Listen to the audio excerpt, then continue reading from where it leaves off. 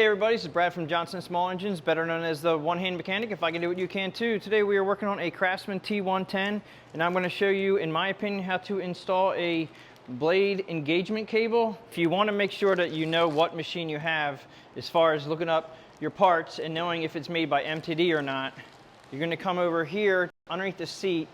It's going to have a model number right here, and this model number, I just know that that's MTD. But usually it'll show right here, MTD. So this is made from MTD. You can also go onto the SearsParts.com website to look up the parts. I went with the OEM version, which is made by MTD, and the reason why I did that is because there was a lot of bad reviews with aftermarket cables. They really do make a nice one from MTD, so go ahead and spend a little bit more money and get the OEM part. You can also look on the old part. You should be able to see the part number. It should be right here, and you should be able to get your old part number off that cable. We're going to see if that's on there. But the reason why we're replacing this cable today is I just did a video on replacing this bracket. I will put a link in the description below. This wore so thin right here, and you really can't see it very well, but it wore so thin that I guarantee I'll take this machine back and this will break. The new one, it looks about the same. I don't think they went any beefier, but why this happens is vibration. And vibration, which made it, actually it wore right through and it came out right here. Normally that's due to bad blades, bent spindle mandrels can do it. Bad belt can actually make the vibration. So if you have a mower that has extreme vibration, definitely check into replacing what is needed to fix it. So let's go ahead and get this cable off. The first thing I want to do is we need to take the battery out. Flip your seat up. We have there's a bracket here, and positive, negative. We're going to go ahead and take the negative terminal off first. These are 3/8 on this side, 7/16 on this side.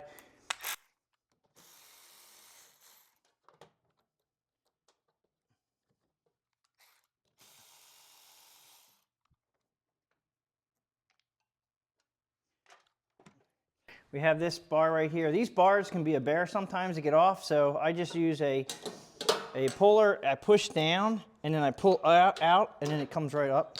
It comes right off. Battery normally will come right out.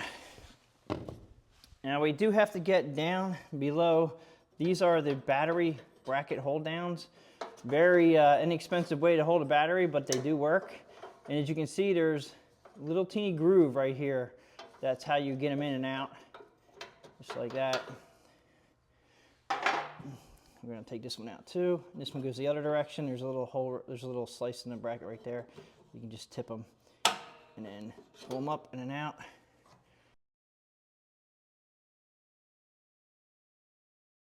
The cable is here. The cable attaches to a bolt right here. Now if you look up here, the handle, and then you look down here, you can see this moving. You can see that moving. That's the handle engagement, and that we have to pull that. I think that's a 3/8 socket right there. We're gonna go ahead and try to get that off. I'm holding the engagement handle with my hand, and then trying to locate the bolt with the socket.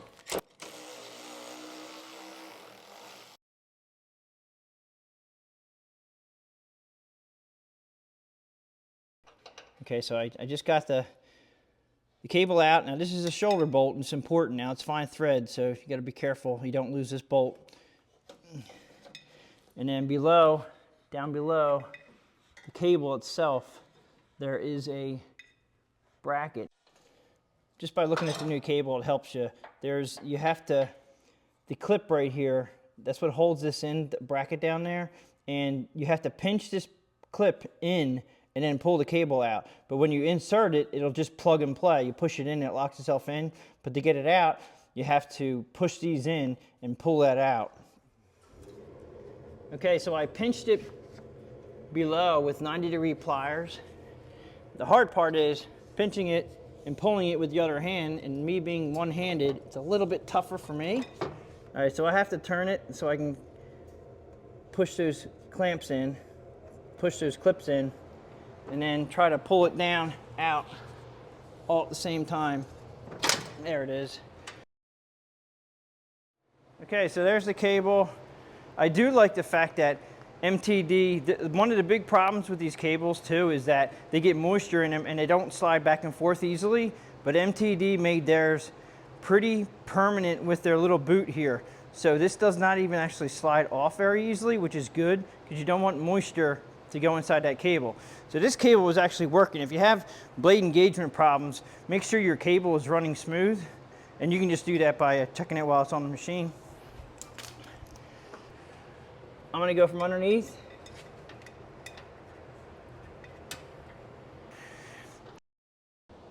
What I found is you have to pull this boot. There's a nice little lip right in here, but you have to pull the boot off so you can put the cable in the slot.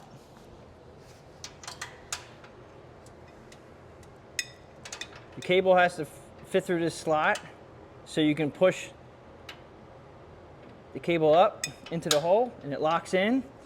Then you have to put your boot back on. You're not gonna be able to see me do this probably, but I have to get that boot locked in to the tab. Okay, so I was able to get the boot, and just make sure that that boot is locked in. If you pull the boot, it shouldn't come up the cable. It locks in nice back on the clip in there. So just make sure that that boot is on. Now what I'm doing with my fingers right here is I'm trying to find a bracket, and by pushing the blade engagement handle back and forth, I can find the bracket, and then I'm feeling for the threads. Then I'm going to go ahead and insert the, and this does not have, it doesn't have to go on one way or the other. It can go on either way, and it spins. I'm going to go ahead and put a bolt in, find the bracket again. It's really hard. You guys probably won't be able to see this, but you'll be able to locate it.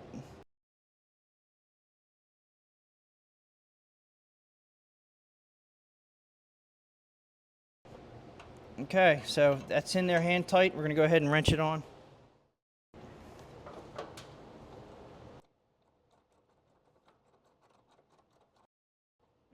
And just firm it up. It's a shoulder bolt, so you just have to snug it in there, and this should move freely, which it does.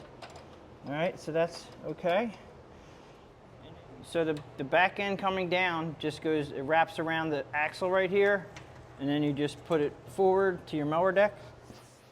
Now, as far as getting this back on, slide your mower deck under. So putting this back on your mower deck can be a little bit tricky. And what I have found is if you can get your deck positioned about like this, you put your spring underneath your brake rod and then underneath your belt. You have to be under both of them. And then if you haven't, just don't stretch it too much, but you want to be able to pull your spring up in the air like so. And then if you engage the mower, put your hook right underneath like that.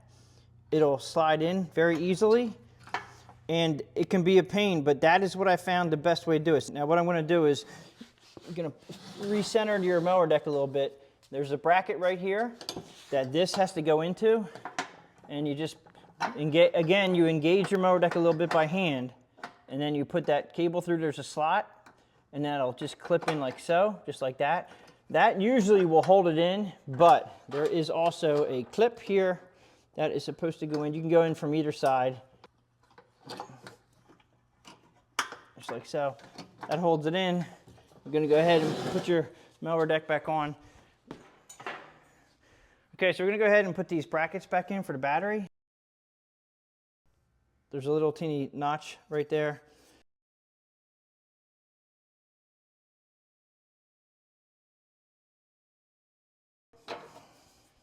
Reinstall the battery.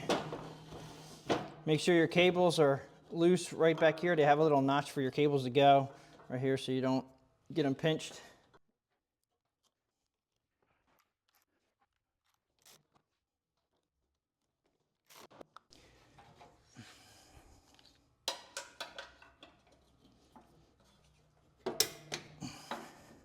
Okay, so that pretty much wraps it up for how to remove and install a blade engagement cable on a Craftsman T110. I'm going to go ahead and show you the tools that we needed today. Okay, so the tools, I always use my electric ratchet. Obviously, whatever ratchet you guys can get in there with. 7/16 socket for taking the battery out. 3/8 socket, which also can take the battery out, but it also took the bolt off the blade engagement cable end. A small extension I used. 90-degree needle nose pliers. I've had these forever. Hopefully you guys will be able to get in there. If you need to, you can cut that cable off because you're replacing it with a new one. So whatever you need to do to get the old cable out would be great. Now, as far as the cable goes, and I said, this is the old one, and I said you guys could find the part number. So if you can get the old one off, the part number, you're gonna find it. This is the MTD version, this is the OEM, and this is what you wanna find on your cable. Now, usually it's this 746051224A. Not sure what the 201 is. You probably don't need that, but that number right there, you take that to the internet, you can find your new one, and it may cross. Now, this is the cable from MTD, and it is a 946. Now, this is a 746. A lot of times they go from a 7 to a 9. It just updates the number in their system or whatever. And the 05124A, which is just like this, 05124A. So we got the OEM cable. I will, if I can find this on Amazon, I'll put a link in the description below. You guys can just purchase it from there if you need it, but also just get your number off your cable, and then you can go onto the internet and find it and have it shipped to you. So that pretty much wraps it up for how to remove and install the blade engagement cable for our T100. If you guys need, I will put the link to the description below to remove and install that mower deck. And it may not be exactly how I showed you with the blade engagement, as I'm finding out easier ways to install that spring into the blade engagement bracket. So that pretty much wraps it up. If you guys like this video, please give it a thumbs up. Please subscribe, share my channel with your friends, and I'll catch you guys on the next one.